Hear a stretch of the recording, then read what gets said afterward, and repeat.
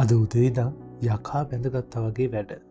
ළමයින්ට එක එක වැඩ කරන විදිය කියලා දීදී එහෙට මෙහෙට ඇවිදලාම කකුල් දෙක නිකන් බල්ටි ගහනවා වගේ. සර් මේ බෝඩ් එක කොහෙටද ගහන්නේ? ඔවුන් එකෙක් අහනවා. බෝඩ් එක ගහන තැනත් මගෙන් අහනවා. කොහෙන් හරි ගහපන් බං. අද තමයි අලුත් ළමයින්ට ලෙක්චර්ස් පටන් ගන්න දවස.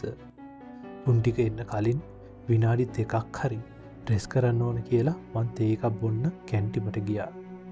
අප්පට සිරි හැම තැනම සරුංගල් වගේ අරුමෝසන් ඇඳගත්තු ළමයි පෝලිමට ඉන්නවා. මුං අර අලුත් ළමයි ටිකද කොහෙද? මුං අස්සේ මොන තේද? තේ බීවිල්ල පැත්තකින් තියලා මං ආපහු මගේ කැබින් එකට ඇවිත් හිත හදාන වතුර ටිකක් බීවා. වරුන් සර්, ආදමි තමිස්.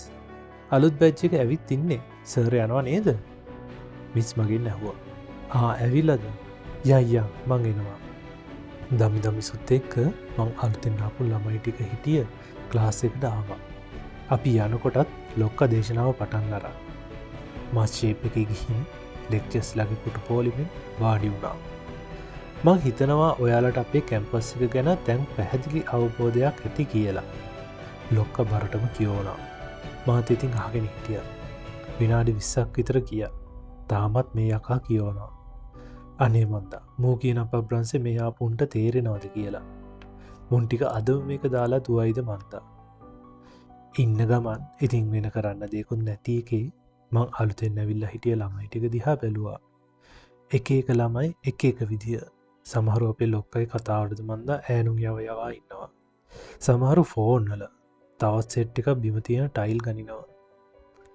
ඒ ඇස්සේ හරි පිළිවෙලට ඇඳගත්තු ගෑනු ළමෙක් අපේ ලොක්කගේ කතාව හොඳට අහන් ඉන්නවා. ඒ ළමයා දිහා මං ටිකක් වෙලා හොඳට බැලුවා.